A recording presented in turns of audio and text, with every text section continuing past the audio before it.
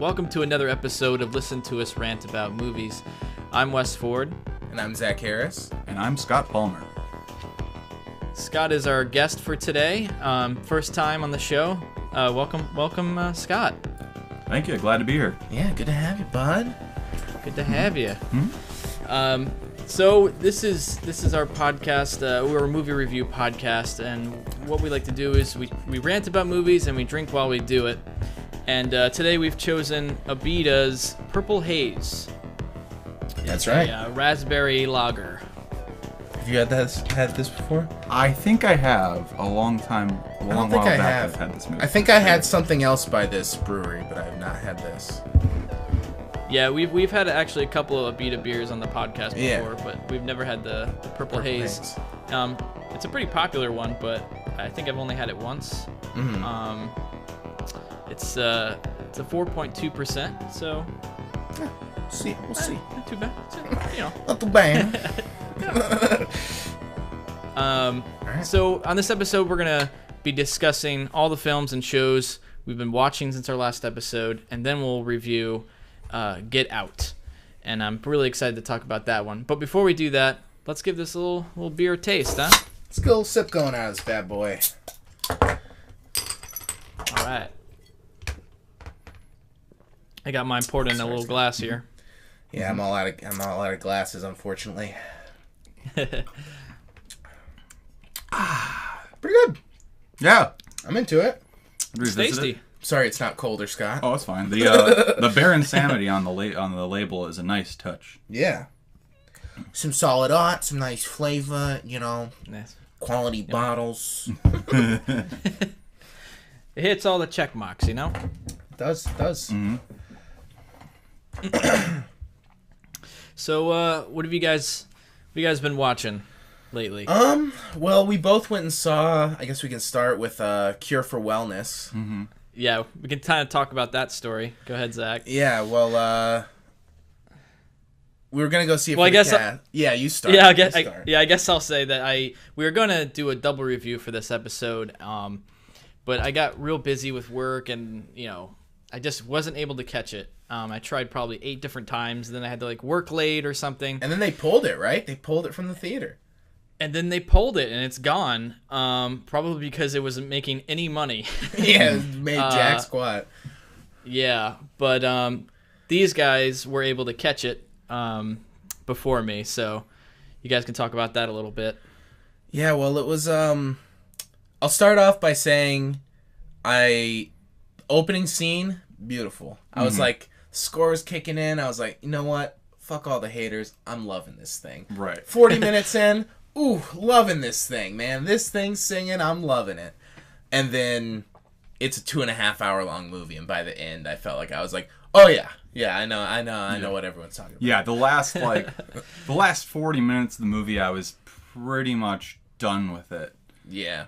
And like you were saying, there was it was a combination of a lot of things. I think too many things. Yeah, a little too scatterbrained. Yeah, it was too scatterbrained. But there was the positives were that there were really awesome establishing shots or really awesome landscapes and things. Good cinematography. Really good cinematography with that stuff. But on the flip side of that is, I you were talking about this, Zach.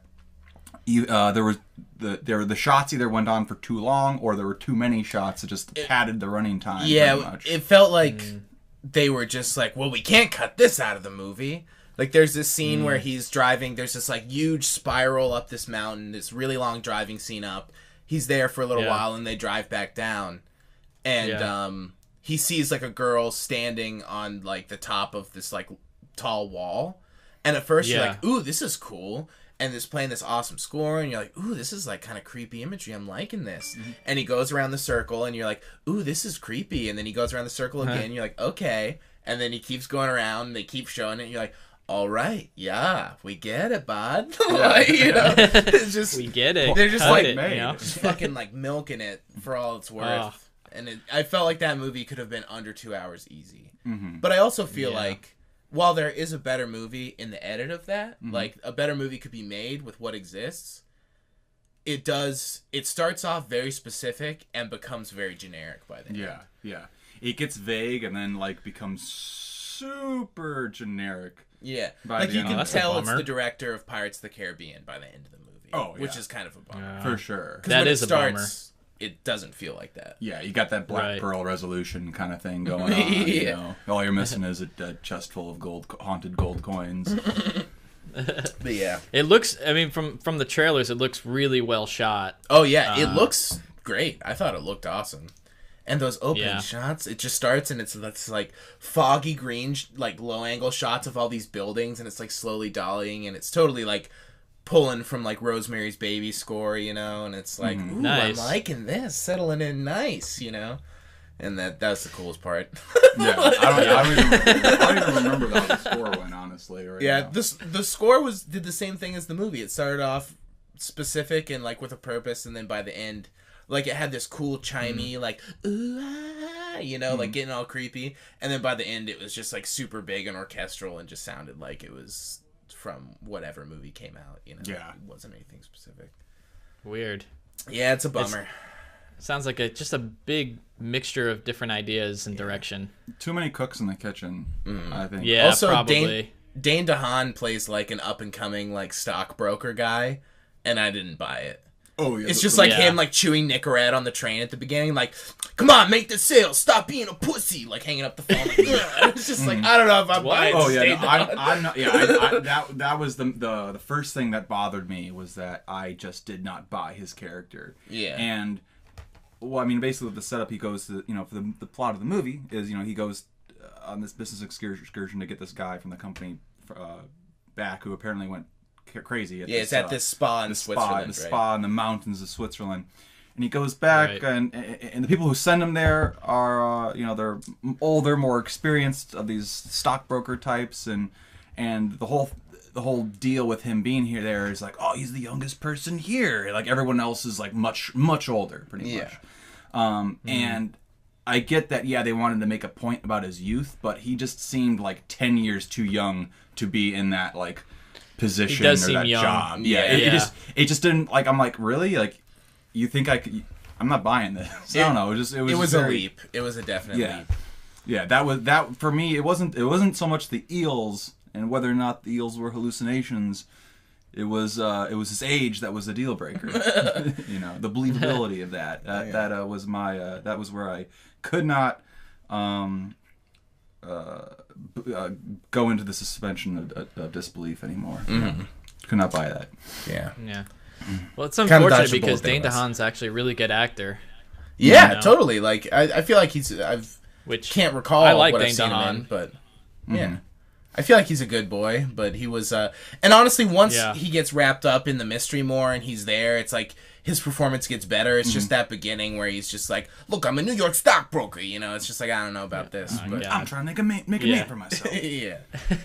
He's just being like the asshole American in Switzerland, being like, "Come on, let me get a cab." Like, obviously, it's not that outrageous, but yeah. Oh, well, I'm still curious to check it out. I'll probably will eventually. it's a rental for sure. It's a boring Sunday rental. Yeah, I mean, again, the main drawback is that it's 40 minutes too long. It's At least definitely 40 minutes too long. It's just, especially with how like it eventually becomes generic by the end. It's like, oh, this is just wasting my time. It was like if you're Let's gonna wrap go this thing up, Gore. Yeah, Let's wrap this thing up. Yeah, if you're gonna Come push on. that, if you're gonna push the, if you're gonna go past the 2-hour time length, it's got to be something I haven't seen before, not devolve into this just generic mess at the end of the movie. I don't know. This is my thought. Yeah. Sure. What about you, Wes? So today I Watch actually it. watched a new flick on Netflix called "I Don't Feel at Home in This World Anymore." Oh, nice. Have you guys heard about I've been this thinking movie? about checking that out. No, Yeah. no. Didn't it won some Yeah. big prize at Sundance, right? Yeah, it won. I think I don't remember the award, but it got a lot of press at Sundance, and Netflix picked it up, and it's streaming on Netflix now. Isn't it directed by the actor from Blue Ruin and Green Room? Yes, Macon Blair is his that name. Yeah, that guy. Yeah, he directed. It's his first film that he's directed and written, and it stars Elijah Wood. Actually, Nice. he's like the co-star, and basically it's about this woman who gets burglarized, and she calls the cops, and they're not really helpful at all. Like, and she starts to pick up these clues, and she's like, well, I'm going to figure this out myself. And she gets herself in the situation where she's involved with like these really dangerous people, and it gets crazy and way out of hand. Like, if she were to ever stop and like tell someone why she's doing this thing, people would think she's crazy. So it gets like really violent, and it's also really funny. I really enjoyed it though. It's really worth checking out. Good watch. Elijah Wood. Yeah, it's a good watch. Elijah Wood plays like this her obnoxious neighbor. He's like this really weird guy that she ends up using his help, and he like throws ninja stars, and like he's this this weird eccentric character, but it's really good. I think it's a really good first time debut, you know. I wouldn't say that it's like amazing. It's not going to make like my top 10 or anything, but I would love to see what Macon Blair does next, you know. Yeah. It's cool that he directed a movie. Like, I had no idea until it existed already, you know. Yeah. Totally worth checking out though. It's awesome. Nice. Yeah. Hell yeah. What else you guys been checking out? What about you, Sky? You got one? Let's see. So, I had a theatrical experience. What was it, a couple weekends ago, I think now. So the distribution company Grindhouse Releasing, they put out Blu-rays of The Beyond, Cannibal Holocaust, An American Hippie in Israel, all these like all weird obscure cult movies, whatever. They were the label's run by Bob Murawski. I think that's how you pronounce his name. He's the editor he's Sam Raimi's editor basically. So he edited all the Spider-Man movies. Oh, nice. Did Army of Darkness. I think he did the Hurt Locker and stuff like that. Oh, really? Yeah. Oh, wow. Yeah, crazy, right? And then I wouldn't have guessed that. He started the label. Yeah, he started the label with Sage Stallone, Sylvester Stallone's son, who passed away. I think 2011, something like that. 2012. Yeah, I'm not sure. 2013, somewhere around there. Anyway, now he runs the label, and he compiled a marathon of trailers called Trailer Apocalypse, and it's for the past couple years. It's just been like doing like little, a couple nights in this city, couple nights in this city. And every time that they put out a movie or whatever, it's ended up playing at the Music Box. And so I went the last couple of years. I went and saw Cannibal Holocaust and Cat in the Brain, and maybe probably another film or two there. But I've been waiting for Trailer Apocalypse to finally come to Chicago just to check it out, because I like everything else that the labels put out.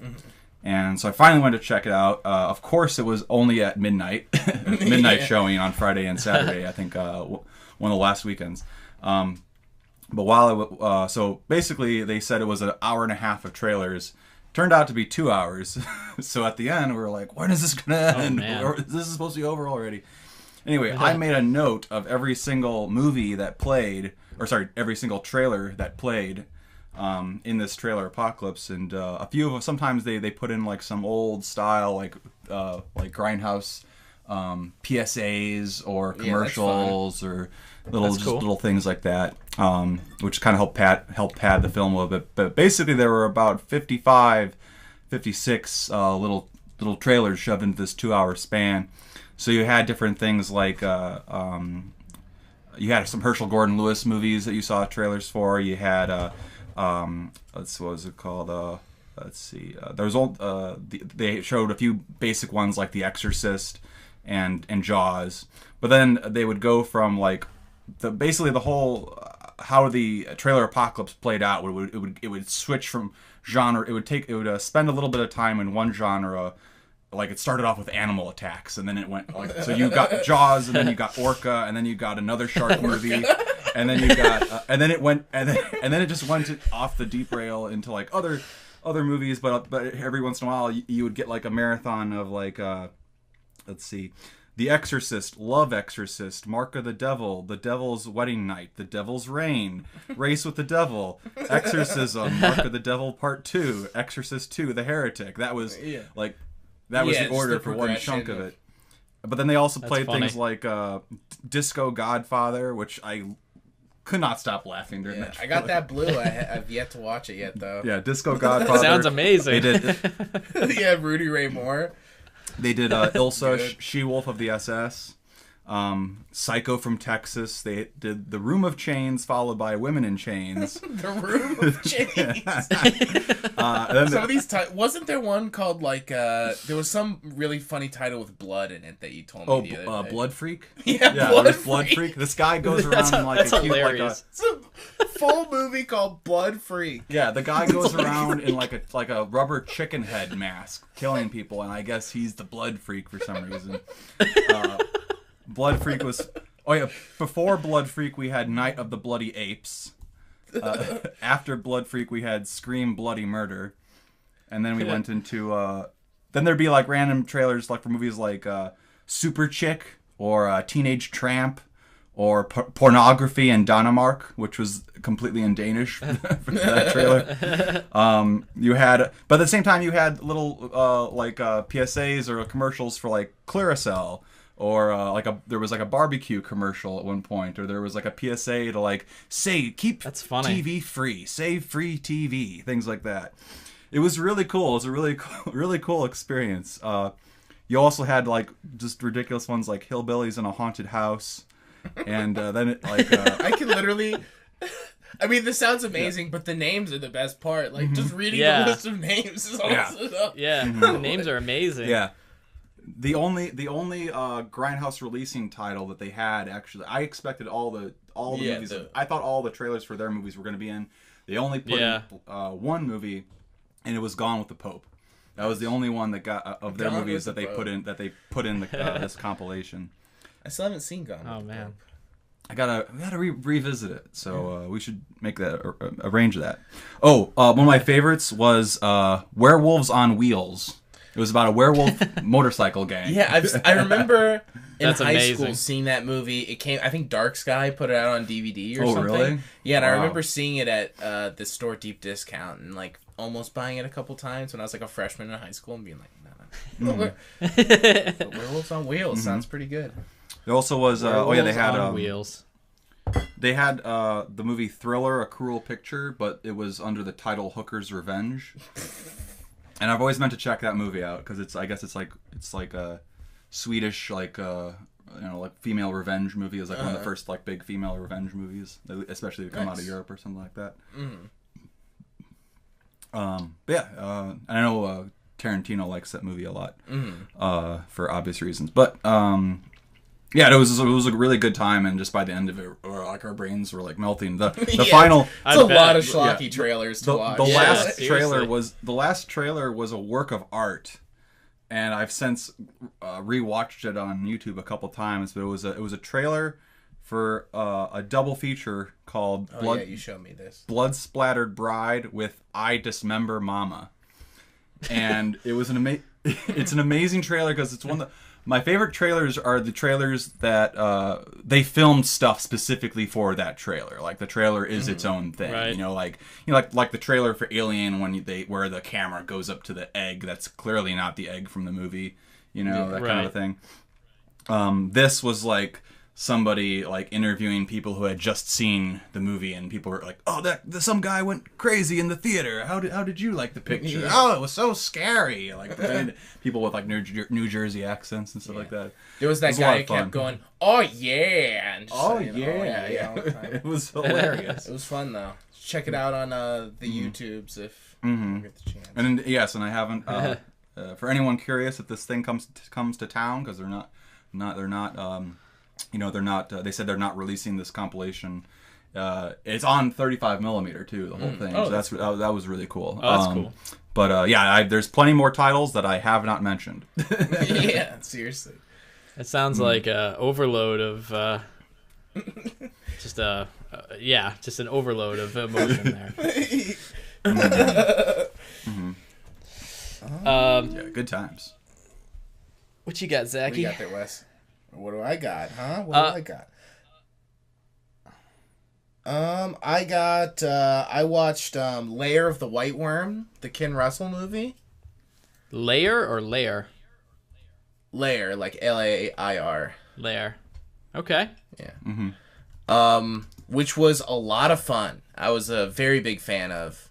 I feel like every time I watch a Ken Russell movie, I go, shit, why haven't I seen fucking all this guy's movies? Like, yeah. Because he makes very much, like, art house films, but they're super entertaining. And I know that he's, like, said that, like, he aims to make movies that are entertaining. And, Lair of the White Worm is basically about some guy digging in this rural town and, digs up, like, a weird skull to, like, a giant snake, basically, and everyone's like, oh, I wonder what that is, huh? It's like, clearly, the white worm's giant skull, you know? Mm-hmm. And there's this legend in the town from, like, back in the day, where this guy, like, slayed the worm and all this stuff, and, like, the family is still there, and Hugh Grant is the heir to the... Hugh Grant's in it? Or not the heir, but, Hugh Grant's in it. Yeah. And I think I think that's probably why I haven't seen the movie, honestly. Because I've heard about it for a long time. What's his name? Doctor Who, the Doctor Who guy, Peter Capaldi, is that his name? He's in it too. He's the archaeologist guy. But yeah, actually, I was very worried about the Hugh Grant factor, but I feel like he was actually cast very well because he plays just like kind of like a snooty posh guy who like has the whole thing figured out, who like lives in a mansion. You know, it's like it's not like they're making him some good like role for relatable Hugh Grant. guy that like yeah, it's a good role for him. But it's basically that just people are like getting infected by these. It's kind of like vampires, but she's like a snake woman and like. It's real weird. People have snake teeth. There's a giant worm. There's a really funny but amazing and fitting song in it. And just a lot of fun. Just a nice, fun movie about a giant white worm. With really crazy visuals. Yeah, totally. So I've only seen, of Ken Russell's stuff, I've seen Altered States, The Devils, and Crimes of Passion. Yeah. I think that's it. And what I've seen of Lair of the White Worm now that I've gotten past the Hugh Grant aspect, from what I've seen online, like it looks incredible. There's some really cool, like weird, almost like their like religious iconography for like this weird like snake religion, you know. So there's all these like crosses with snakes on them, but they're like weirdly video. Like I don't know exactly what they did. Maybe it's just really early video, but It's really cool, and they make these like strange tableaus with like this like really dated looking like fire pattern. It almost looks like visual like synthesizer stuff. It was really cool. I liked it a lot. Nice. It just got put out on Vestron on Blu-ray, and I'm just like itching for that Russell, you know. So I just snatched her up. There you go. I gotta check that out. That sounds cool. Yeah, it's a lot of fun. It's nothing incredible or like. That has like a ton of weight to it, but it's just like a nice, fun movie. Cool. There you go. Nice, man. What you got there, Wes? So this weekend I was able to catch Logan. Nice. Yeah. This movie is like totally worth the hype. I think it's pretty awesome. I loved it a lot. Yeah. Yeah. It's what I like about it the most is that it's like a small scale Western, you know, and I think this is like the type of movie that is needed for the X-Men franchise right now, you know, because you had X-Men Apocalypse, which was just this is the ninth kind one, of right? awful of the X-Men, of the X-Men movies, right? I don't know, or 8th or 9th or something like that. I'm not sure how many. Oh, let's see. Let's count them out. That's part of their marketing X-Men 1, ploys to 2, forget 3. how many there are. First Class, Days of Future Past, Wolverine, Apocalypse, X-Men Origins, Wolverine, The Wolverine. Yeah. This is definitely the third Wolverine movie. So 8. That's 8. Do you count Deadpool? Is that part of it? I was looking online and for some reason they shoved that in there on Wikipedia as like part of it. And I'm like, is it? No. It does exist in the X-Men universe, but I don't know if it's considered an X-Men movie. But it's Oh, it's really good. It's kind of like like I said, a small scale western, kind of in the not so distant future where mutants have just been wiped out, and the only ones left are Logan, who's just like an old man. His powers don't really work too well, and he's just fed up with life because based on the other movies, he's lived since like the 1800s. You know, he's pretty much immortal. Patrick Stewart plays Professor Xavier, who's really old and dying, and as you guys probably know, he has telepathic powers, but he has a brain disease, and it's like that's not a good combo, you know, when you have totally. mental powers and you're aging and your brain's failing. So that's already interesting, but it's a really good. It's gonna be his last movie, Hugh Jackman's last movie, and it's a really good send off, I think, for the character and for it's like the end of the franchise too, the original X-Men franchise, and they just did it in the best possible way. It's really violent, like crazy violent and bloody, but it's also really funny, really heartwarming, and it's fantastic. So you guys definitely need to go check it out as soon as you can. I don't know, are you guys fans of X-Men or Wolverine? Yeah, I feel like the last movie was very disappointing. Apocalypse. Yeah, it's probably the worst one. Yeah, aside but from I still X3. like the character. And I never saw the Wolverine, but I also didn't care for X-Men Origins Wolverine. But I like Hugh Jackman as Wolverine a lot. So I'll clarify. X-Men Origins Wolverine is the worst movie. It's the worst one. It's so fucking awful. Remember that early cut that leaked? That was like unfinished. Like the CGI was terrible. Yeah. I just heard about. Sorry, let me back up. I've only seen the first 2 X-Men movies. I'm not a huge comic book connoisseur. So I just never dived into it, and I just was never really big into X-Men in the first place. Go ahead and crucify me, whatever. But no, that's fine. But I had a roommate in college who loved Hugh Jackman in general, but also as Wolverine especially. And when the first the Wolverine Origins movie came out, and he demanded his money back from the movie theater. I think he got it back if I remember. It's pretty awful. And I just remember him being so vocally angry about how bad the CGI was in it, and just everything was he just told me was terrible, and I heard that across the board from pretty much everyone. So that's why I was super surprised that they did another Wolverine movie. They had to redeem them. Yeah, they had to redeem it because I heard that one was great. The second one, the Wolverine. It's okay. It's okay. Okay. It's kind of cool because it's like a samurai type movie. It takes place in Japan. Okay. But it's okay. It is the same director. Well, I wouldn't even think that. One, right? Same as Logan. Yes. James Mangold. And he just redeems himself from the Wolverine too. Like it's just not even in comparison of the same type of movie. I think Logan it seems like. Go ahead. I was just gonna say, it seems like it had a little more space to like be its own kind of movie with this one, as opposed to the others. You know. Yeah, it's totally. It can be its own standalone, but it also has a lot of connection to everything that's happened in X-Men history. You know. Oh, there's for a lot. Sure, There's some little callbacks and stuff, and if you've seen the movies, you'll get them. But if you don't have to, But yeah, I think Logan might be probably in my top 3, definitely, of my top favorite comic book movies. Nice. Yeah, it's really good.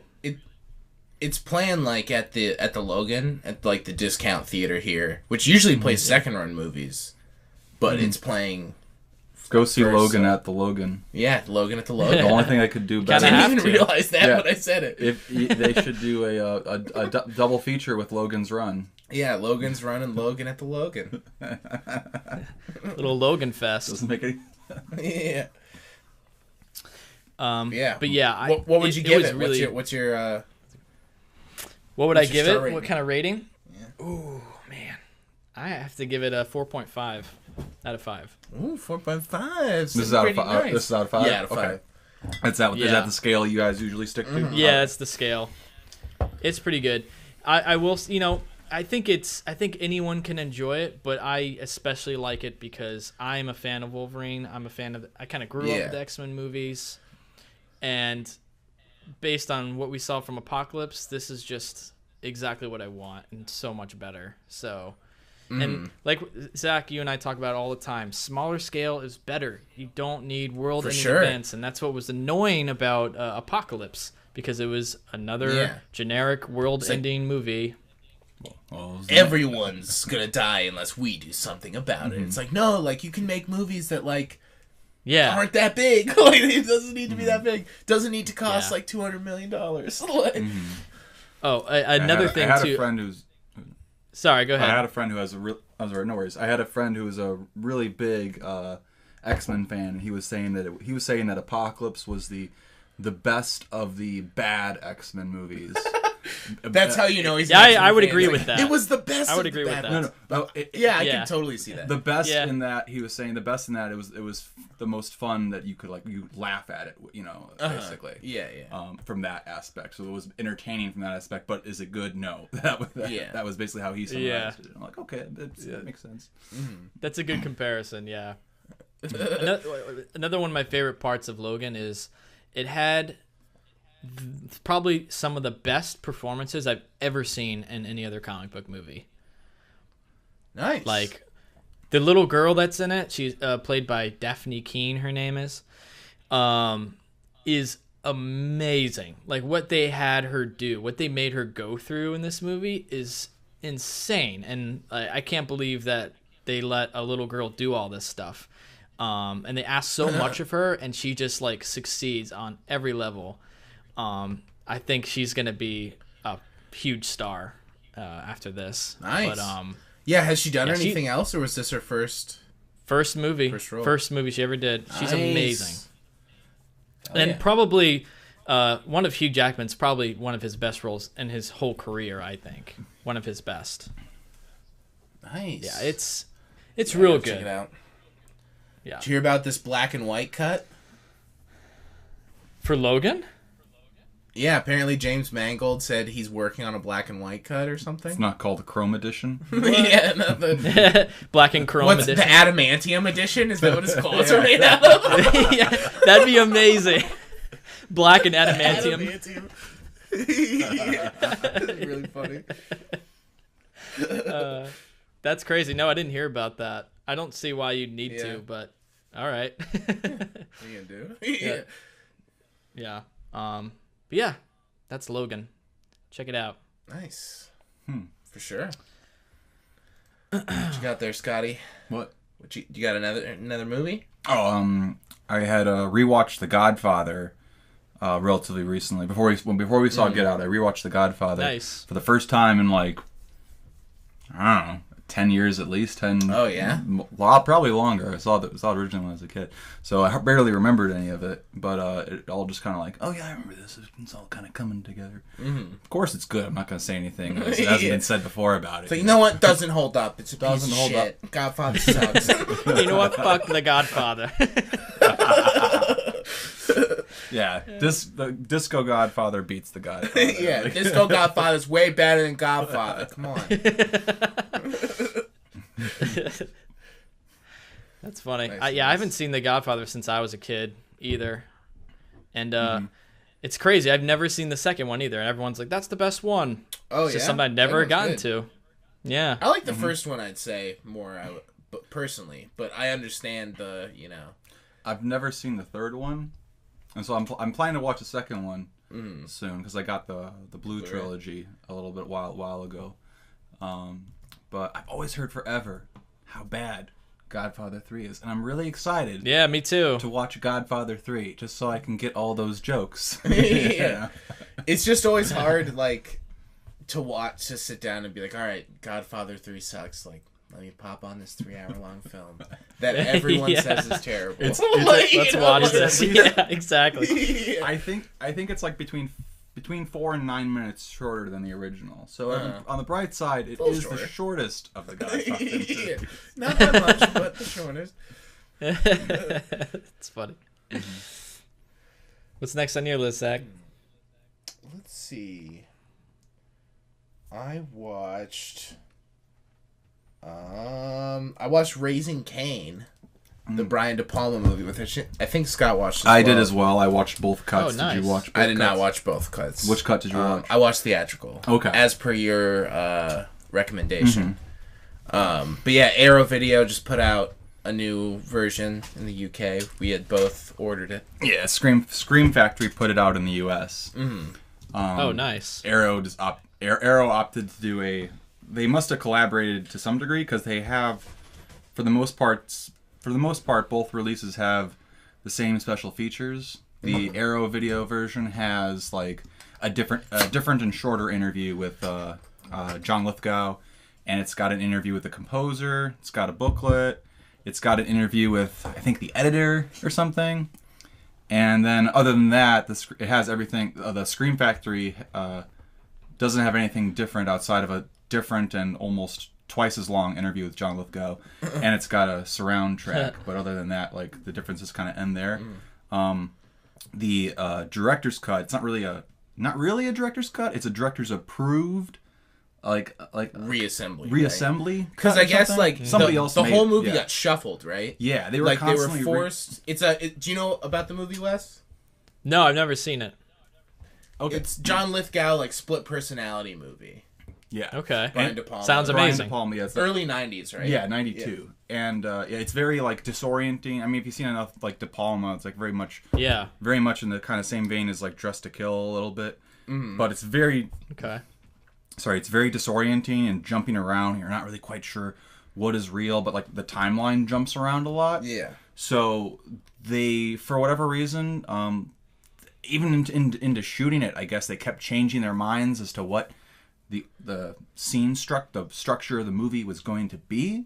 So the one that got released theatrically is very jumbled. And there's like flashbacks within flashbacks and like dream sequences and flashbacks that cut for. It's just like super crazy. Is this person dead? Are they alive? What's going on? You know? And then it all makes sense by the end of the movie, basically. But I guess when they made the it's the most important. Yeah, when they made the movie, Brian De Palma was saying like the beginning of the movie was the most frustrating part of it for some reason. I'm like in just terms of the execution and getting it out there. So someone I can't remember his name, but he found like a second draft script or screenplay or something or another. It was an earlier structure of what the movie was going to be, and so they took that and that draft was called Father's Day too. Also, by the way, and he basically did that, reassembled the movie into that original structure. So it works better. It's a lot easier to follow, for one thing. And then I guess Brian De Palma approved of it and it said that it was a preferred version of the film. So Scream Factory made that, and then they sub-licensed it to Arrow, I guess. So that's why the director's cut is only a limited on the Arrow release, but it's not limited on the Scream Factory release. So that's the main difference between those two sets. Yeah, it was a good movie. Yeah, the movie is good. I was a little nervous. Like I like me some De Palma, but split personality. Yeah. I feel like even though it's like it would be one that was earlier on, and it's not necessarily its fault that's tired. It's still like I feel like it's kind of a tired thing. Yeah. So like going back and watching it, like maybe it's not the movie's fault, but like maybe I'm not going to enjoy it as much because of what's happened with movies like that since. But it was good, and John Lithgow's good, and honestly, it's just like Brian De Palma's just got those set pieces down. He fucking knows how to show those scenes from like four perspectives, and it's like everyone's rushing and everything's in slow motion, and like I love that he always untimes like the fluorescence and the slow motion, so they're like flashing and like total like Brian De Palma like signature on some of the stuff that's just like that's awesome. What was the tagline for the movie? Oh yeah, the tagline was demented, deranged, deceptive, De Palma. That's outrageous. That was the So Zach, which version did you watch? Yeah, the marketing thing. I watched the theatrical. just Okay. to I was tempted to watch the director's, but I figured there's more value in the rewatch if I watch the theatrical first and then watch the director's cut after. You know what I mean? Mm-hmm. Yeah, I usually go in the order that something is released in. So like, if there was already like a preconceived director's cut that the studios hacked down to the theatrical, then I'll usually watch the, what technically came first. But in this instance, the directors didn't come out until now. Yeah. So yeah, it's more of a more interesting to see. I agree. It's because I've seen both cuts. It's more interesting, I think, to see after seeing the theatrical cut. It's technically a little better, but I'd say both cuts are about on the same scale. It's not like there's new footage. It's just it's just a reassembly. Rearranged. Yeah, Reassembled. But it's interesting. Yeah, it seems like it'd be an interesting just thing to watch for like an editing standpoint. Yeah, editing exercise. Sure. Might pick it up on the Scream Factory. That sounds cool. Yeah, man. It's a lot of fun. Like it's just those set pieces. There's like the set piece in the forest and the one at the hotel at the end, where it's just like going back and showing you the same thing from a new perspective, and they're like intermixing the shots from before, and it's just like he's so good at doing that. And that's Sundial. Yeah, the Sundial. It's like he could make a movie that has like 4 scenes, and it would be amazing. Because each scene's like 30 minutes long and like fresh shot from every angle possible. Like, Yeah. That's awesome, man. And John Lithgow is, John Lithgow. I think the movie works as well as it does just because you have John Lithgow being crazy. Yeah. If you had somebody else in the movie, it wouldn't work as well, doing like multiple personality kind of thing.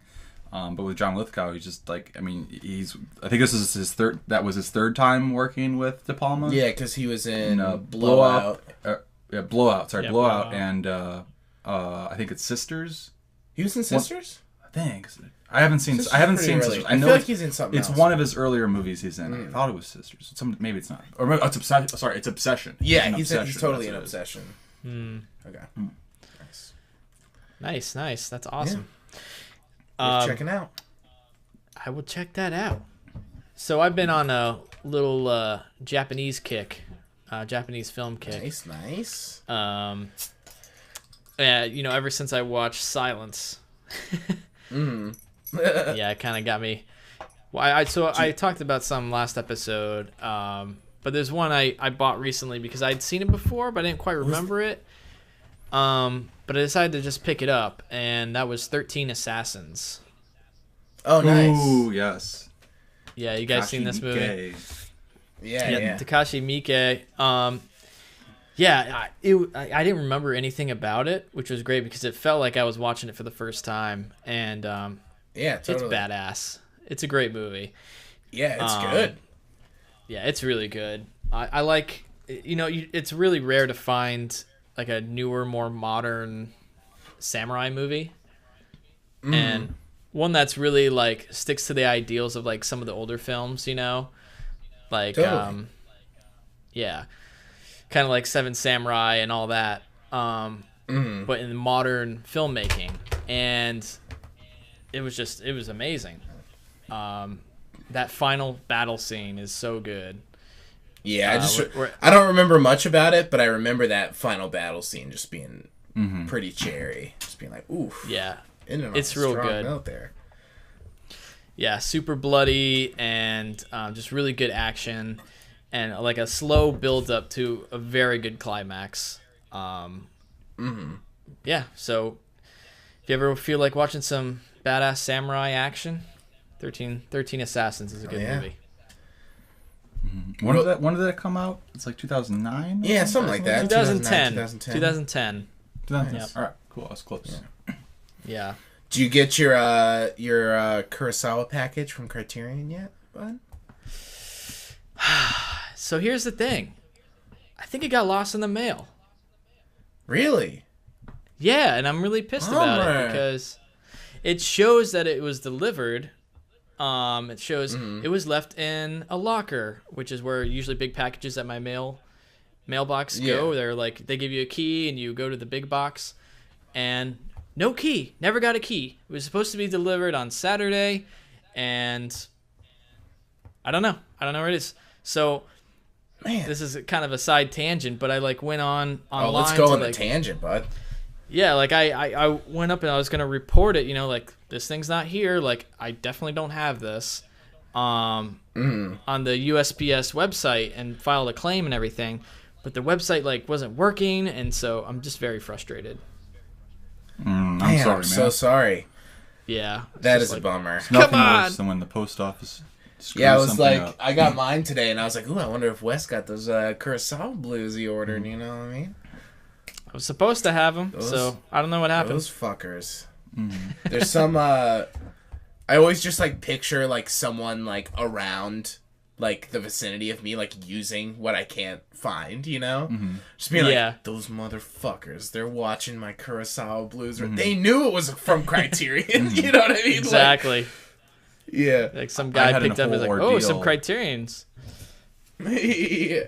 I had a whole ordeal last year when I Arrow released Audition on Blu-ray and like a nice on a nice steelbook set that they put out, like a limited steelbook. There was like a Blu-ray and DVD combo, and the DVD wasn't in the regular version. Whatever. Anyway, I ordered it using rewards points, so I basically just had to pay for the shipping. But when they sent it to me, the original copy that they sent never arrived, never showed up. I waited like a little over a month, I think. Contacted them, and then they sent it to me. They resent it, and then by the time I got that one, they sent me the wrong movie. Even though the package... Oh, yeah, they sent you the Mutilator, they sent me the Mutilator. And then he gave it to me, because he already had it. I already had it. I had the US version, so they sent me the UK version. And I was like, well, whoever has my original Audition, joke's on you, because it's Region B. You know, yeah, like, you're not going to be able to watch this thing, you fucker. Like... Son of a bitch. So what was hilarious with the second one, when they sent me the Mutilator, the packing slip still said Audition. Yeah, someone was like high. Someone was not paying attention. So I had to recontact Arrow, and they're like, "Oh, I'm so sorry." And they immediately sent me another one. And I got it, and I was like, "This is great. It's wonderful." But it was at least a month and a half for me to get it. Dang, overseas. Bummer. Oh well, mine's not even overseas. Yeah, yours isn't even overseas. You know, you better like get here have soon. Tracking. Yeah, you at least have tracking. I didn't have tracking, so it was just it was just a crapshoot as to when or if it would show up. You know, so that's always the bummer with doing that. But I'll say my prayers tonight before bed, Wes, that soon you'll be watching high definition Kurosawa films. Yeah, thank you. Yeah, I was hoping to like watch it too before the cast so I could talk about it, and bummer. But which it's actually a good segue, because the other thing I was getting was I bought the Before trilogy also. Oh, nice. Criterion. As did I. Yeah, so I was, hoping to get that as well. But before I purchased it, I was able to catch Before Sunrise, which I'd never seen before. Oh, nice. Yeah, and it was a really good movie. You wouldn't think, like, on paper, you wouldn't think this movie would work. It's just like these two people walk around the city and just talk. That's it. Yeah. And it actually just it works. It just completely works. Like, not at any time was I bored, or totally it was like looking at the clock, like, when's this thing gonna be over? It was engrossing the whole time. The dialogue was interesting. The acting's great, and I can't wait to like continue the trilogy. I'm real curious, like, what happens, and I love that there's like an actual time jump between the movies and everything. So yeah, Before Sunrise, it's a real good little romantic flick. It's awesome. I'm a big fan. I still haven't seen the third one, but I've seen the first two, and they're real sturdy gals. What are the films called? Before Sunrise, Before Sunset, Before Midnight. All right. Yep. Yeah, I just got mine just before we started the cast. Gotta crack it open soon. Although I will say, diverting a little bit, how do you feel about that cover art? The cover art I'm not a fan of at all. It's no good. Let's just get Scott's opinion here. Yeah, why don't you? Yeah, I'm a little unaware of all of this. Front cover, fair enough. Front cover, yeah. Not very inspired, but like okay. It's very Criterion. Now we move into the individual covers. Keep in mind, I haven't seen any of these movies. Hold it up, Zach. Yeah, there you go. Nice. Yeah, that's what? Brutal. Come on. Look at this. Look at her face there. Ah. These are fucking weird. They're fucking weird paintings that don't look like them. It's like this one. I looked at Before Midnight, and I was like, "Oh, Julie Delpy looks pretty good." And then I looked at Ethan Hawke, and I was like, "Ah, no." Yeah, Before Sunset, her face is terrible. I think her face looks the worst on that one. Criterion, like, come on, guys. Yeah. Yeah, they're usually better than this. Come on.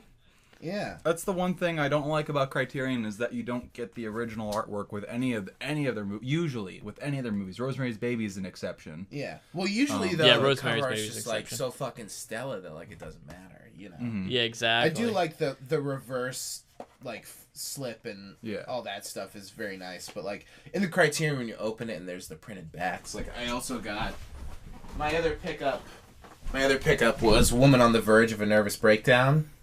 Which amazing cover art, and then like the inside, like that's great. Oh, yeah, that's cool. Yeah, I agree. Polka dots, yeah, pretty good. Yeah, they're usually great like that. Yeah, most Criterions are nice like that.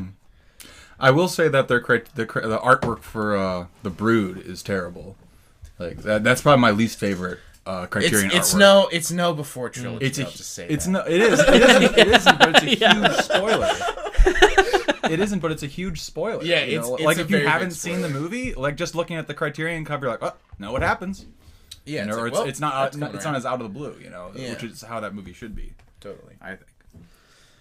Yeah. Just needed to vent a little bit about this Before series. I was so excited for it to come out. It tainted the release a little bit, and then I begrudgingly bought it. I'm like, oh god, I want this, but like the cover, it's brutal. Yeah.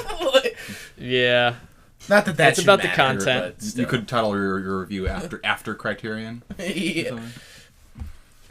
All right, so where are we at here?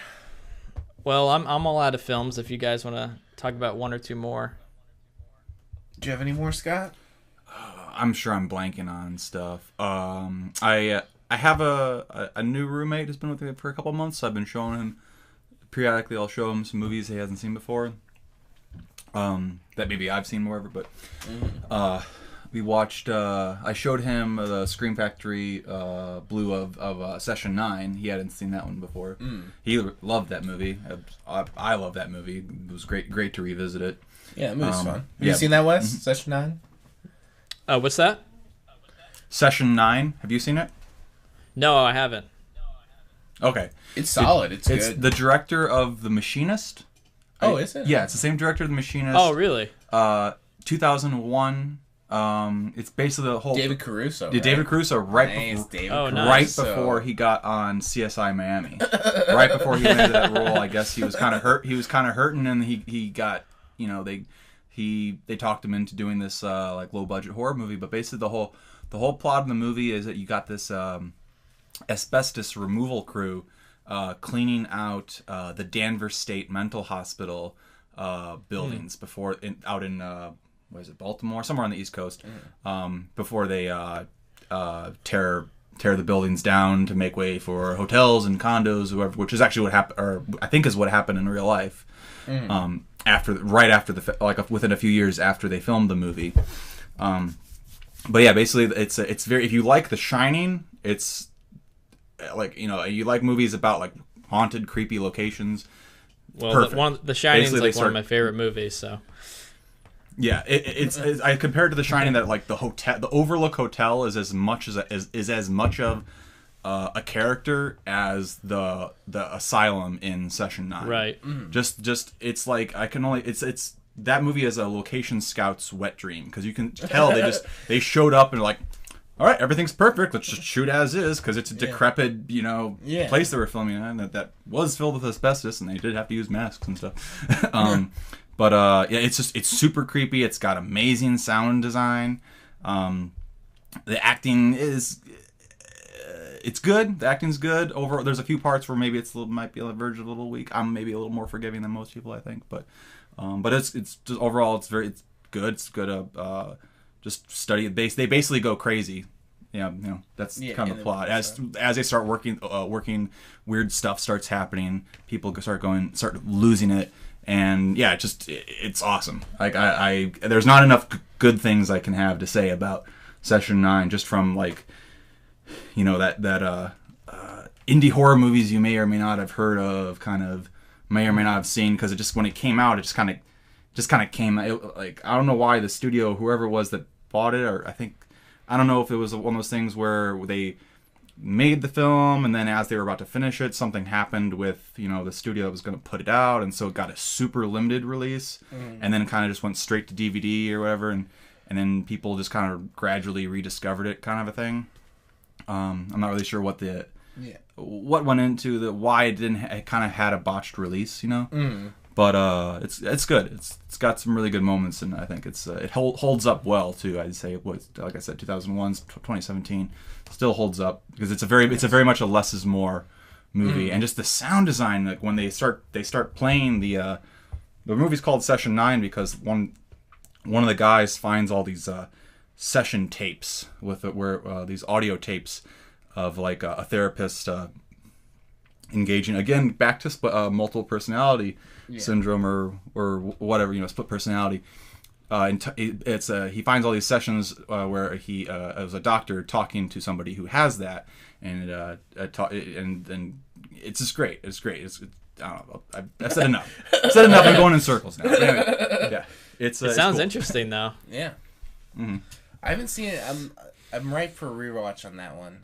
I probably haven't seen it since like high school. I definitely remember liking it. I've been wanting to check out more of what that director's done because from what I've seen of his, everything I like. Mm. He did The Machinist. He did a Masters of Horror episode that was really good. Oh, okay. What's his name? Do you know? Brad Anderson, I think is his name. Brad Anderson. And then the Scream Factory. Yeah, the Scream Factory had like a 50-minute doc. The Blue had a 50-minute doc that they had just made. Oh, that's so cool. It was. I actually ended up watching the whole thing like right after we watched the movie. It was really good. Nice. Made buying it totally worth it. Hell yeah. And then there was an additional like a 20-minute doc. I guess Scream Factory does this where they hire this guy to go around and shoot all these videos about like this is where they filmed whatever movie, and here's how the location looks now, and he basically talks about how in my whole years of doing this, my favorite location has been when I went to the Danvers State Mental Hospital before they tore it down. It was the creepiest place, and he has all this old VHS footage that he had stored all these years from when he went in the same places, the same rooms, and you can really see like what they set designed, what they didn't. Yeah, and that's cool. There's that hallway shot where there's this hallway shot where there's all these random suits on a wall, like all these rubber suits, where you can see like rubber gloved arms and things like that, and that's still there. And they like no idea what this was for. Damn. It's just here, and it's super That's creepy. crazy. Like, so you really get to see like how much like they just went into the place and shot it, and now I guess sometime after they filmed the movie there, and then after the town destroyed most of the asylum buildings, they kept the main entryway of the building or something. The main part of the building they kept and restored to some extent. But I guess there was a fire. I read on Wikipedia there was a fire there sometime after, like during the construction. So several of the new buildings that they had erected burnt down, and then the original building, the original asylum building, was untouched. So that just kind of makes it even creepier. Yeah, the whole thing like kind of even creepier. I don't like that one bit. Yeah, not for me. Yeah, but I enjoyed it, and I recommend it. If anything I've said sounds interesting, I recommend it.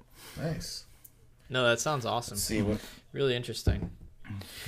So why don't we go ahead and hop into our review for Get Out? Sure. You guys ready? All right.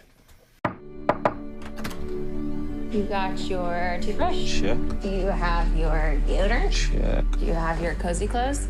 Got that. What? Do they know I'm black? Should they? You might wanna, you know. Mom and Dad, my black boyfriend will be coming up this weekend. I just don't want you to be shocked that he's a black man. I ain't never seen you like this before, bruh. Meeting families and taking road trips. Don't come back all bougie, man. Come back, get your damn pants up to your damn stomach.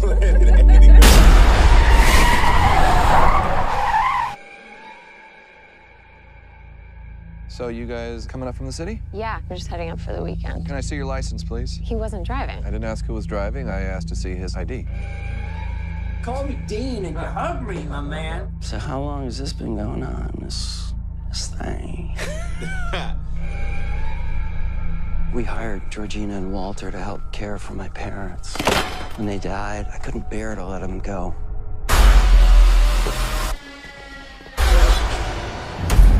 Do you smoke in front of my daughter? I'm gonna quit. She'd take care of that for you. How? Hypnosis. I'm good, actually.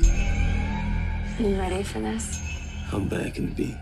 So look, I go do my research. Apparently, a whole bunch of brothers been missing in this suburb. But it's cool. Bro, how you not scared of this, man? Good to see another brother around here. Chris was just telling me how he felt much more comfortable with my being here. That was from the trailer of Get Out, the new film by Jordan Peele, written and directed by him, and it stars Daniel Kaluuya, I think that's how you say his name, Allison Williams, and Bradley Whitford. And a synopsis from IMDb: a young African-American man visits his Caucasian girlfriend's mysterious family estate.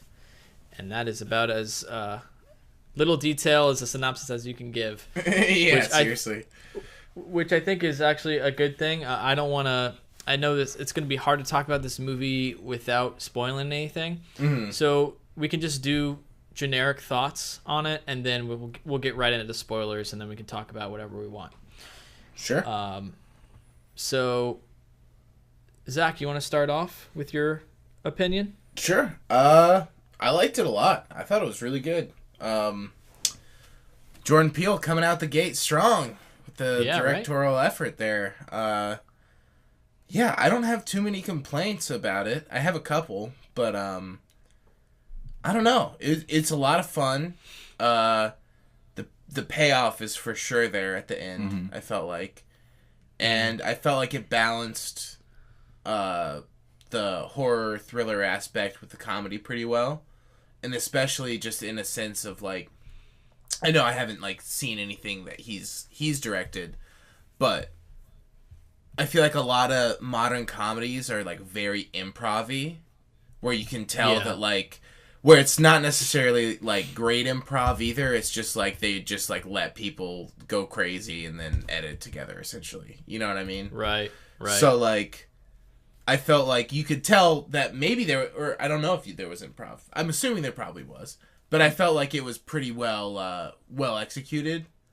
And that was a big plus, because I feel like a lot of modern comedy, it just kind of like trails off, and it's like, what is this scene I'm watching? It's just like a bunch of people trying to make jokes. Every Will Ferrell movie. Yeah. It's just like... And like sometimes that's successful and it's funny and like you don't care, and then sometimes that's really detracting from the movie, you know? Mm-hmm. But I thought it worked really well in this case, and I thought all the performances were good, and just a solid flick.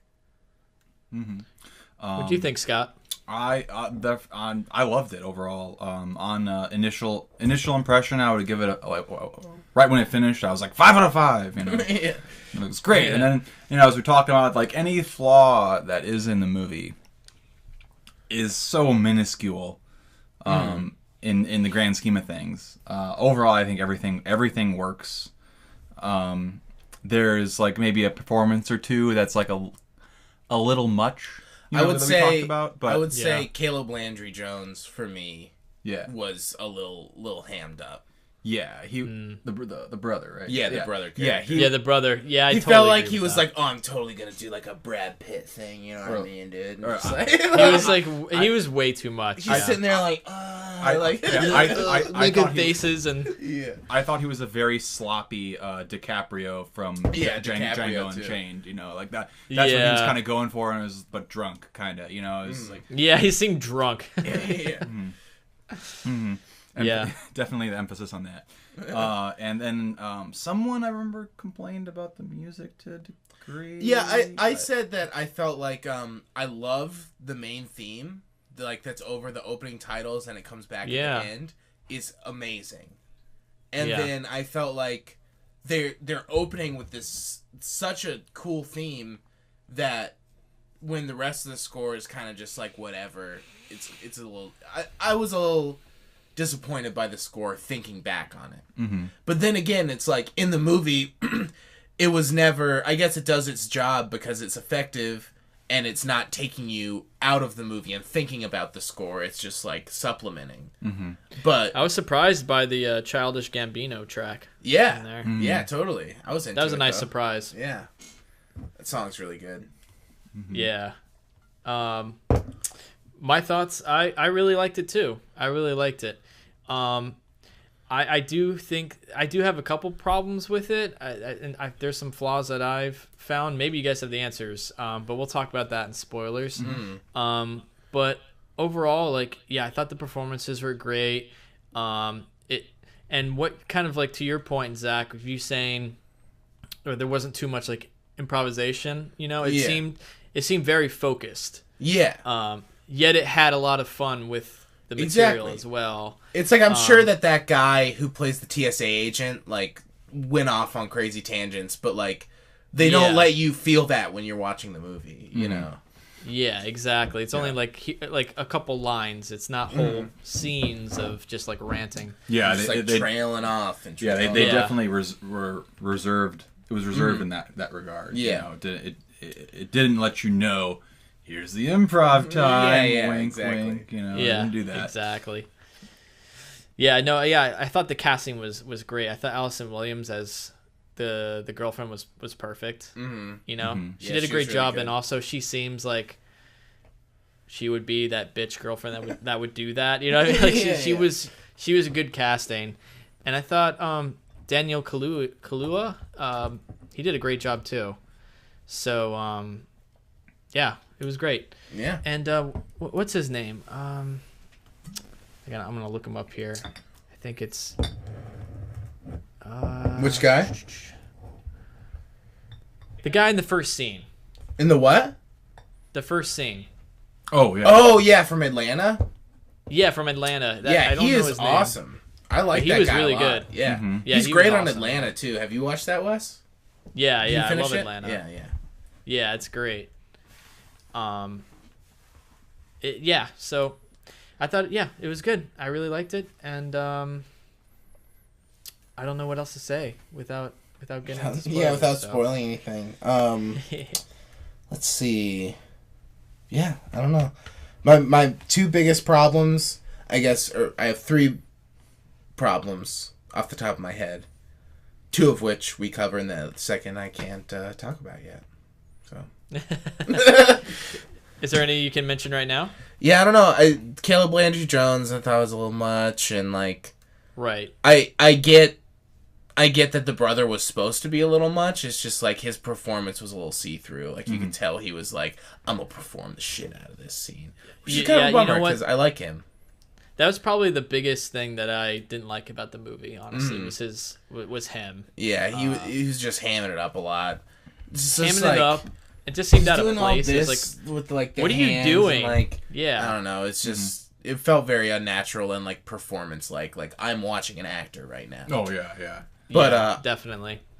Everyone else, I mean, the dad was really good. I thought the dad was awesome. Yeah, dad was great. Catherine Keener, obviously, she was fucking killing it. She was incredible. Yeah, she was awesome. Spot on.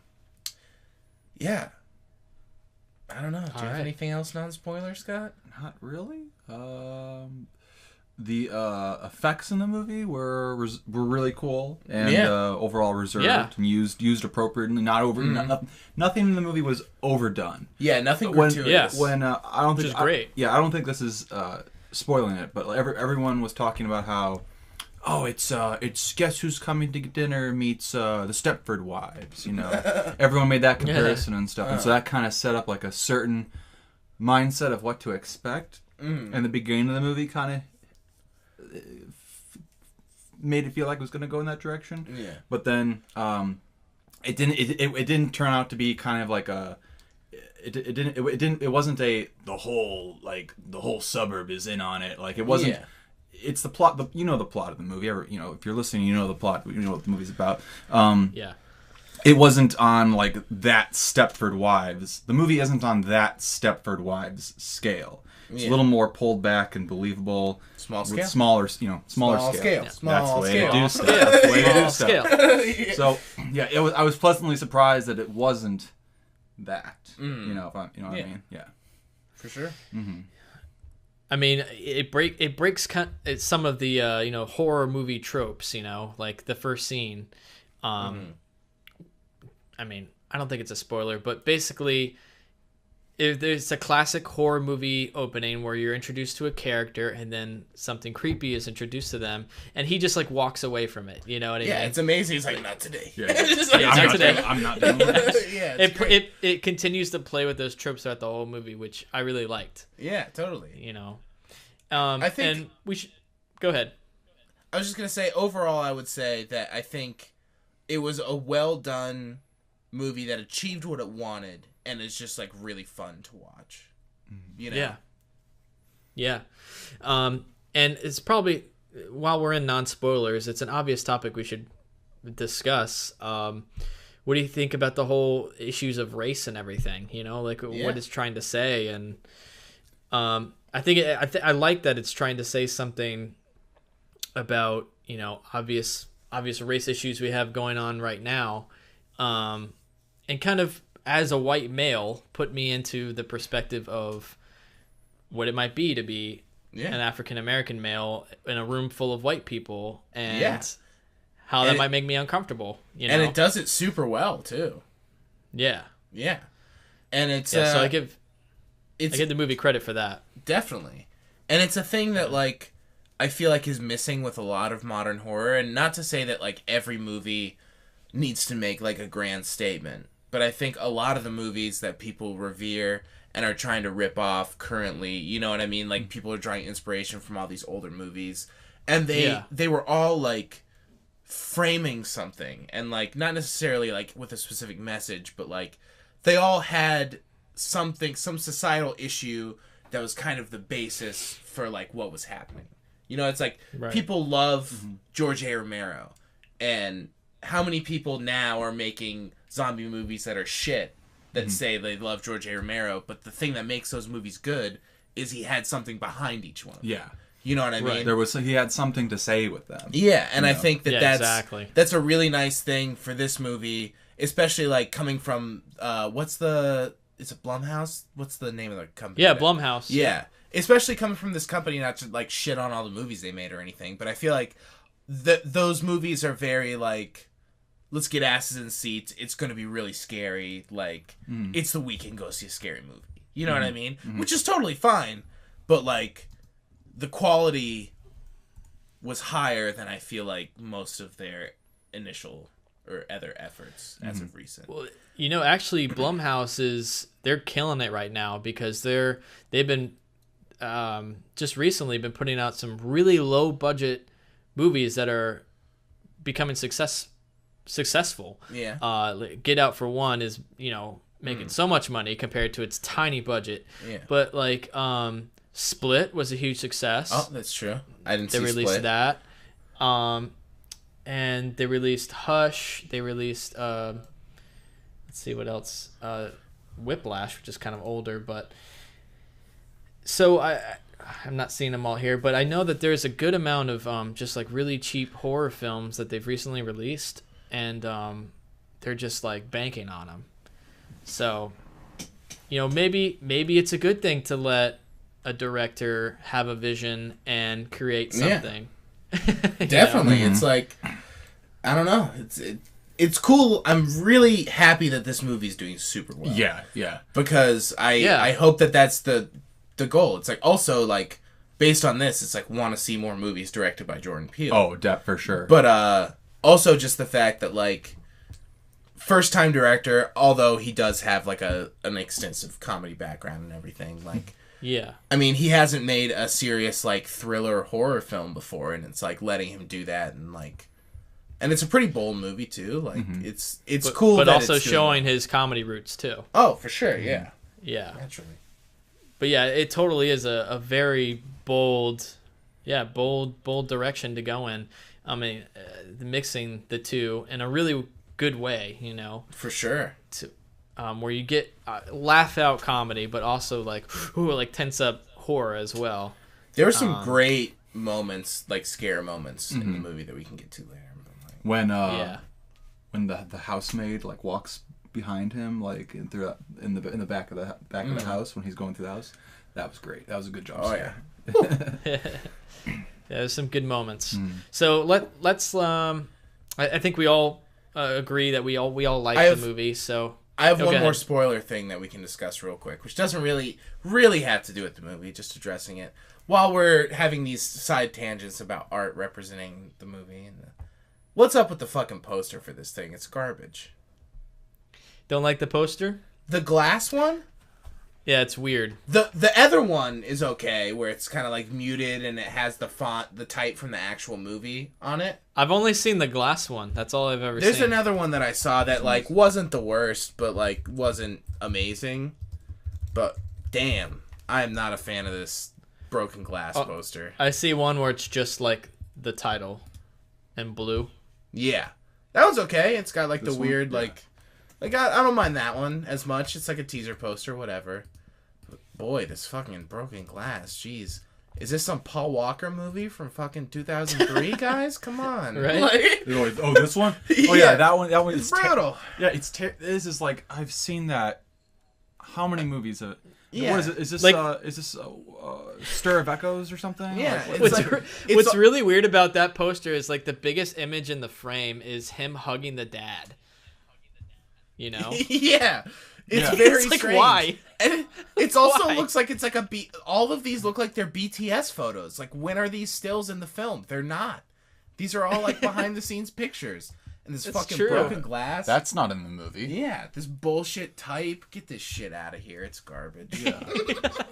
Yeah. I don't like that poster at all. That poster's terrible. When I first heard of the movie, I thought that the name was very off. Get Out. I thought the name was very off-putting because it was like, could not think of anything else.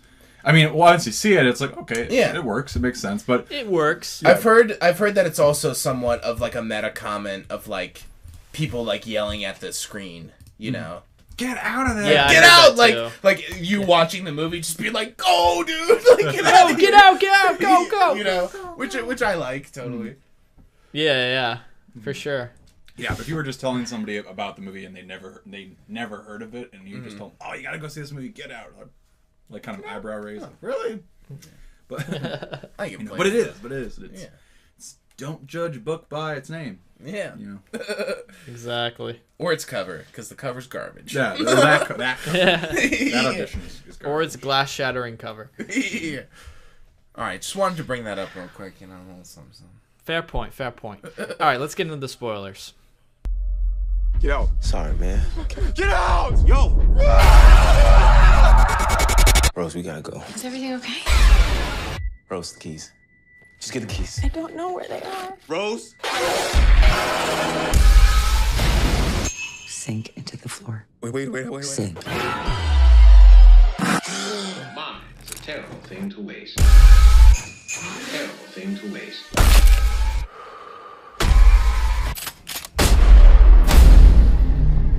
If there's too many white people, I get nervous. No.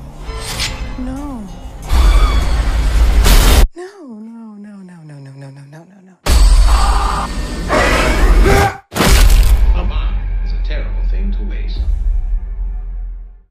For sure. All right, we're in spoilers.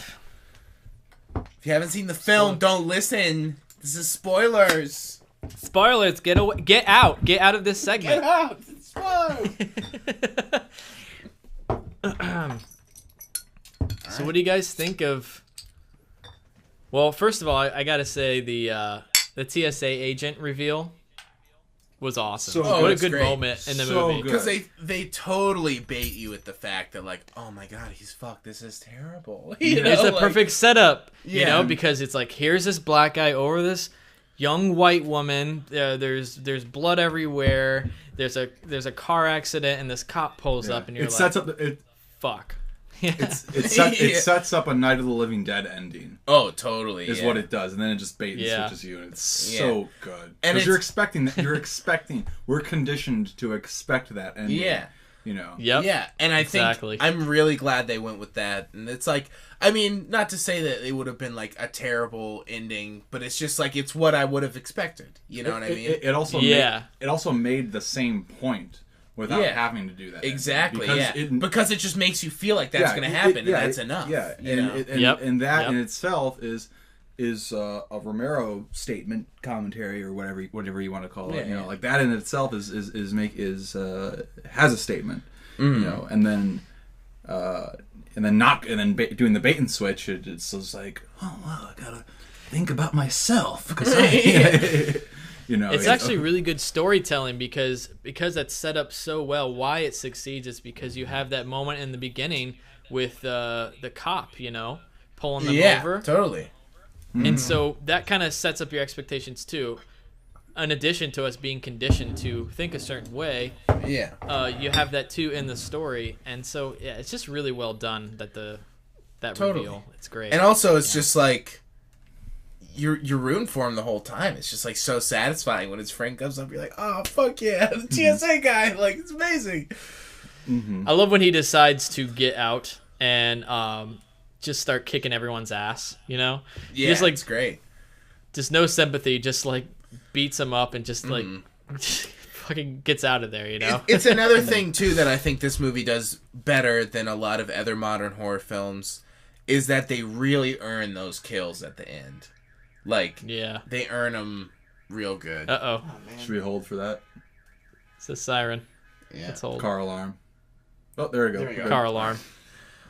Yeah, Okay. the kills were really well done, satisfying, non-gratuitous. Yep. Yeah, not too gratuitous. I mean, there he does like stab him with like a taxidermy deer head, but also but like it's not they don't focus on it like a Saw movie. Oh yeah, and it's here's like this antler and then this antler. He and like this, stomps someone's head.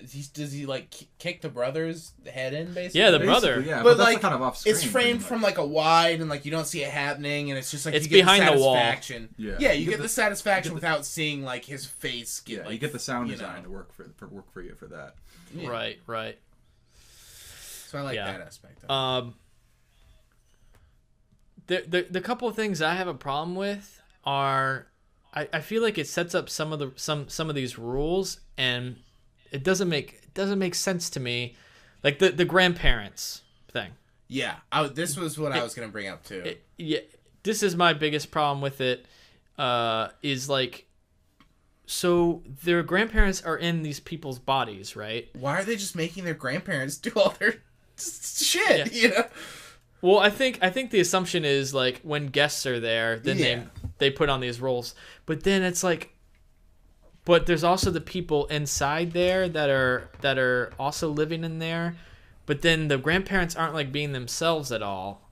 I don't know. It was kind of inconsistent. And like the part where it's the grandfather who's the black caretaker, right? The lawn maintenance guy. Yeah. He's just like jogging and running right at the main character. Yeah. And then like takes off. It's like that part's creepy, but why? Why is he doing that? Because is he just like going on a jog? Jog, or, yeah. Like, That was the problem. It just feels like a scare tactic for no reason. Yeah, because I mean, they basically explain like by then because we're still in spoiler land, right? Yeah. Okay. So yeah. Their grandfather is in that guy, and the grandmother is in the other woman. Mm-hmm. So your grandparents, I mean, you have them brainwashed to be slaves, basically. I get that, but then you're basically having your grandparents also be slaves simultaneously with them. Like I don't understand how that makes any sense. Let alone it's a little strange. Yeah, that doesn't make any sense. That doesn't make any sense to me, really. That like, oh, we put somebody into the body of this person, and you know, the opening guy is, you know, assume that's the when you see him, you know, how he's brainwashed, it's probably the woman's dead husband or whatever is in his head and whatnot. Which is a hysterical scene, by the way. Oh, just him being like, I found the black experience to be quite positive. Quite positive. It's like, living in this fucking that old man straw hat that he has on, you know, like, so good. But when you think about it with the plot, once they explain that, you're like, that doesn't really make any. Why would you make your grandparents be slaves? Basically, I mean, it's kind of like I'm just trying to understand like how the brainwash brain fusion thing really works, or whatever. Because like, do they take turns, you know, or like what? I don't know. It just I'm just a little lost at the reason. Is it like a constant battle with the other consciousness, you know, of the original person? Like, are they constantly battling, or is it like one's just like always suppressed? But then which is also a great scene with the maid lady. Yeah, where she's like crying. That close up on her face where she's like crying and also laughing. Like, what a good performance! Like, that is so hard to do. Yeah. You know, like, she was really that good. acting right there. So that was impressive. But yeah, I just feel like that was a little, especially with you said, like once they explain everything, it's like, well, why did the groundskeeper grandfather charge at him and then dart away? Yeah, I don't really know. Yeah, that doesn't make sense. I will say, I love that scene though. It was so fucking creepy. It's really amazing. Good. Yeah, it's like, really good. That's why it gets a pass. That's why I can forgive the small flaws, because everything just works so well. You know. And then him like turning around and she's staring at him through the window, and then it cuts and she's like looking at her hair or whatever. Yeah. Reflection. It's just like, ooh, loving that scene. That was one of my favorite scenes in the movie. Just the image of him running, because you like don't see him at first, and he's obscured in the distance, and like that was great. He's going at full speed straight at him, and he just says like, doesn't he just say like, I was on like my evening jog. Sorry if I startled with you. Evening exercises or something like that. It's like, oh yeah, that's your evening exercises, bud. You fucking freak. Jesus Christ. Right. What I really liked about that was that was right after the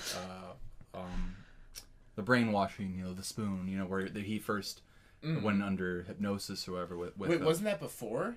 No, yeah, it's right before. No, I mean that scene. No, I'm saying that scene was right after it. Yeah, that was right after the brainwashing. Oh, okay. So, any other movie would probably have you like guess like, did that really happen? Like, like for a very long time, and then pretty much like following day, like the groundskeeper, like immediately confirms, nope, that did happen. Yeah, like, all that shit happened. All that shit happened. All that happened. Yeah. Yep. Yeah, I thought it was really cool too with the whole idea of the hypnosis and her using that one, the teacup as the thing that triggers it. You know, for sure. And I like the visual of him like falling down into this like extra dimensional space, you know, kind of looking up. I thought that was really cool. And I really liked how they just kept his vision just like a square in the distance. Yeah. I like that a lot. Yeah. That was cool. Yeah, that was cool. It had that whole part of it was like very, like kind of almost Twilight Zone-esque, you know? Sure. It was really cool. I liked that. Yeah. One part that realistically doesn't make any sense, but was like, oh shit, when it happened, was when he finds the pictures of like Allison Williams, other like people. For one, why would she keep a stack of her former lovers in a convenient place? Yeah, a lit closet that's conveniently placed for him to find. But also, it's like, oh man, like it's a really good moment. Like, yeah, totally. When you see that. Some of those pictures were funny too. Yeah, and then at the end of the movie, when she's like having the cereal and the milk separately, aren't those pictures up on the wall behind her? Yeah, there was some up on the wall. Yeah, which was which was kind of weird, but also like I very trophy-esque. Yeah, yeah. That scene was so outrageous. It was funny. I was into it. Kind of like a serial killer keeping like little mementos of her killers. But also just victims. the individual Fruit Loops and the Dirty Dancing song and like yeah, so yeah, outrageous. Drinking milk that through scene straws was is like so funny.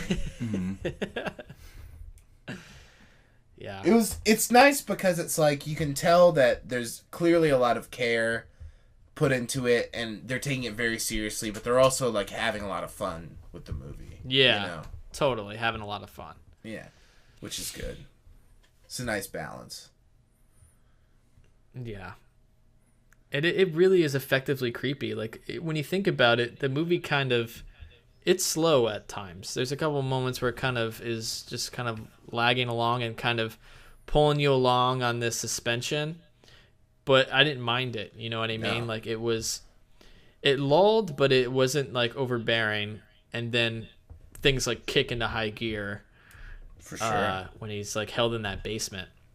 Which was really cool when he uses that cotton from the chair and puts it in his ears. I was like, oh, that's awesome. Yeah. Yeah.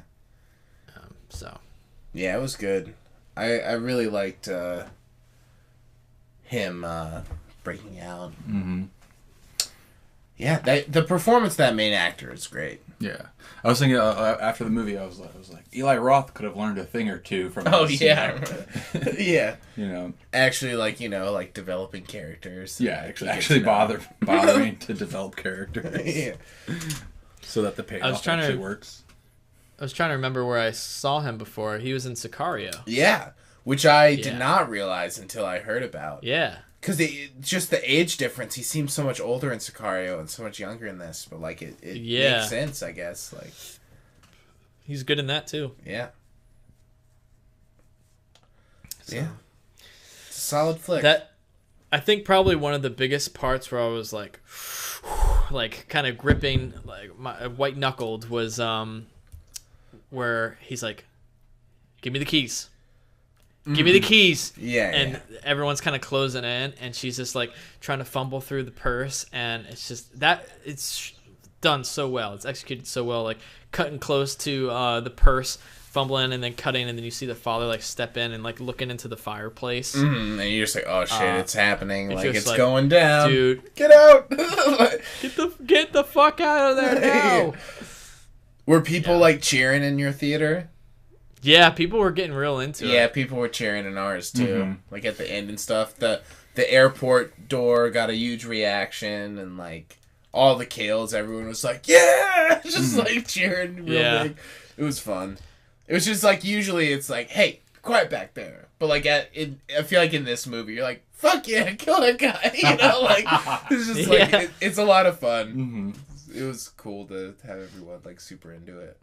One thing about my personal experience of viewing it was there were these really obnoxious, a group of like pompous white people next to me. It was like this like really like douchey white dude and his girlfriend right next to me, and they were just like like interacting with the movie the whole time and being like, oh, I did not see that coming at all. Oh, that was so crazy. It's like, all right, shut up. My God. It's like, all right, clap, go, whoa. There you go. Like, yeah. Like, react. I was like, whoa, or like cheering at parts, but he like narrated the entire film. Well, it's to like the worst thing. Throw a fucking popcorn at him. Yeah. The worst thing ever is someone a movie watcher who I see this all the time, who just makes it their goal to let everyone in the theater know that they're loving this movie. You know what I mean? I see it most.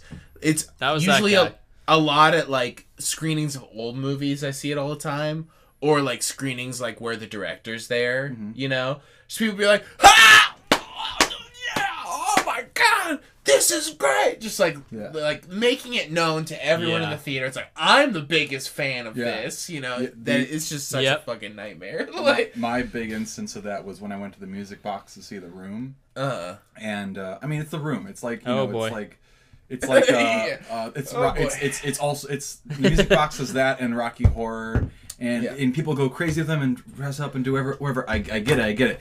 But when I saw it, the guy who was hosting the room pretty much. He dressed up as Tommy Wiseau. He introduced the movie, and then he sat the row right behind me and kept cracking jokes the whole time. I'm like, shut up. I can't hear the shitty dialogue that I'm supposed to laugh at. 90% of your jokes are not funny. Yeah. Stop trying so hard. Yeah, it's the worst. Yeah. I'm usually all for commentary towards the movie. Usually. But take it back. Wait, there's a limit, you don't cross the line. And it was kind of annoying because on the other side of me, I had a group of black people who responded nicely to the movie and everything, but like I'm just like I'm not a part of these white people, Like it was kind of an awkward situation because of the context of the movie too, But these people were just being really obnoxious. But anyway. Yeah. What are you gonna do? Yeah. People suck, What are you gonna do? Yeah, I don't know what else I got. I don't know. I didn't have many qualms. Stephen Root was pretty good. I did think the scene of him explaining on the TV was a little weird. It's just like the concept of it's fine. It's just like, okay, yeah, he's coming on explaining a bunch of shit. Fair enough. Like whatever. But yeah, other than that, just the grandparents thing. Caleb Landry Jones. Score. Minute complaint. Small complaint for the score. Yeah, I honestly can't even remember the score. I remember liking the theme and then the Childish Gambino song, but I don't remember anything else about it. Honestly, it's just like the opening theme was super cool. The fact that they didn't carry that theme through the movie is like baffling. You know what I mean? It's like it was a good theme. Like I get holding your cards. You know what I mean? It's like only bust it out when you need to, but like. Also, it's like you could do like little variations on that. You can get some more chanting. The chanting was awesome. I really like the chanting a lot. Like, always go with the chanting. Yeah, the chanting's sweet. Like get that chanting under him running towards the camera. Come on, get that in there.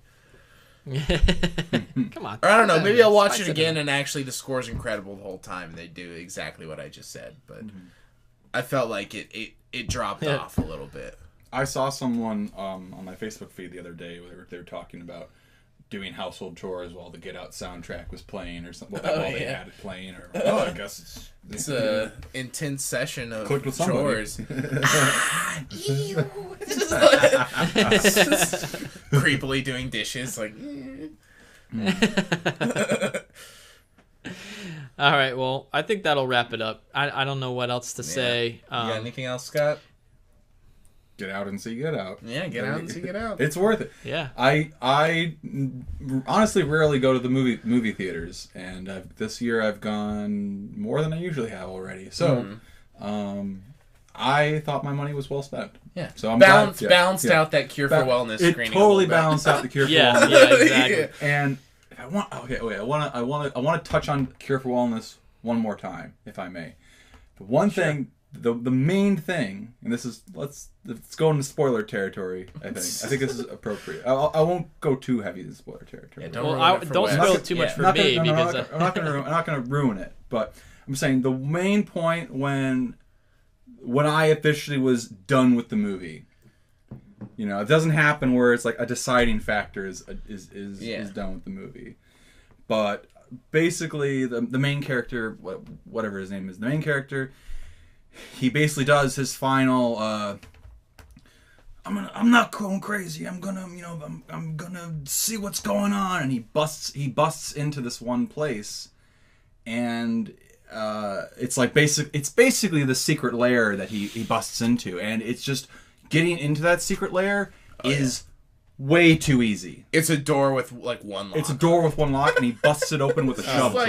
Just like that's where all the secrets lie. That's where all the secrets lie. A door with one lock. That's where all the secrets lie. This whole time. This whole time. That casually gets opened, and he sees it casually get open, like throughout the movie. Yeah. It's like, oh yeah, that's where you're hiding. That's where you're hiding. The main villain had 200 years to prevent this from happening. Yeah. Easily. Get a new door or whatever, and you just did. I don't know. It's a stretch for sure. Yeah, it was just. Oh, are you kidding me? Like I just hit my head at that point. I was like, you lost me with that one dumb thing. Like I just couldn't buy it anymore after that. So I'm selling my Cure for Wellness. Cure for Wellness. Cure for Wellness has good aspects, but just enough problems to bog it down. And it's like one of those pre-Edgar, not Edgar Wright, but pre-Wright brothers planes that just doesn't work. Yeah, pre-Edgar Wright planes. All right, well, back to Get Out. Wes, what are you giving it, bud? I'm gonna give it a 4 out of 5. Yeah. What about you, Scotty? Yep. I'm gonna give it a 4.5 out of 5. Nice. My initial feeling was a 5, but 5 once upon immediately seeing it. But 5 is reserved for masterpieces. Yeah, for sure. Not, I feel 5 is a full 5 is a little is a premature rating. So 4.5 I think is where it belongs for me. Yeah, I don't know. I had a tough time. I think I'm gonna give it a 4. Just because it was a similar thing where I left and I was like, probably 4.5. And then I thought about it and there were a couple things. And I was like, okay, 4. But I would say very, very, very heavy 4. Mm-hmm. Light well-deserved 4. I could give it a light 4.5, Mm-hmm. Yeah. But going with the heavy 4. Yeah. Ultimately, for me, I really enjoyed it. I thought it was very entertaining and really well done. But there was just a couple of things that, about mainly the grandparents and the brother's performance that kind of teetered it off a little bit for me. But that doesn't mean I absolutely didn't love it. Oh yeah, it's great. Give that guy more money to make a bunch more shit. I can't wait to see what Peele does next. I don't care if it's a horror movie or not. I don't care if it's something completely different. I would love to see that. Yeah. But yeah, I'm just really glad that he's had so much success with Get Out, especially because did it come out in January or did it come out in February? I think it came out in February. It came out like 2 weeks ago. All right. Well, I mean, we saw it pretty close to after when it came out. Okay. Well, regardless, this is the time of year usually when bad movies came out. It's just about or the movies that the studios were like, this isn't gonna do too well. Let's slide it in here. And so I think this was a pleasant surprise for everyone. Involved, yeah, I mean, The Great Wall is out now, isn't it? Yeah, it's a graveyard right now in the movie season. Mm-hmm. Yes, I mean, come on, yeah. This movie was made for under $10 million, and it's already grossed almost $50 million. Mm-hmm. Yeah, it's incredible. That's perfect. Fuck yeah. That's a very successful movie, and it just came out, only a couple weeks ago. So, hey, I think it's definitely going to give Jordan Peele a lot more opportunities. Oh, absolutely. For sure. I'm excited to see what he does next. Yeah. Good stuff. Oh yeah. All right. Well, that'll wrap it up for this episode. So if you like what you hear and you've made it this far through our podcast, you can always find all of our episodes on iTunes, Google Play, Podomatic, YouTube, Facebook, and Twitter. You can follow us on Twitter at LTURAM Podcast. And you can email us at listentousrant@movies@gmail.com. In the meantime, Scott, where can we find more of you on the internet? Not much, actually. I don't have... Scott's off the grid. I'm off the grid, yeah. Okay. He can't be found. What if someone wants some premium sound recorded, Scott? Oh yeah, if you have I'm a sound mixer. If you want anything to sound good, just hit me up at Scott Plummer Sound. He's a premium sound mixer over here. I help other people's content rather than create my own usually. So. Awesome. Yeah. Well, it was good having you on, Scott. Thanks for joining us. Yeah, thanks, man. All right, cool. Yeah, thanks for having me on here. This was great. Yeah, it's a great time. We'll have to have you back again some other time. And that'll wrap it up. Good talking to you guys. Yeah, good talking. Till next time.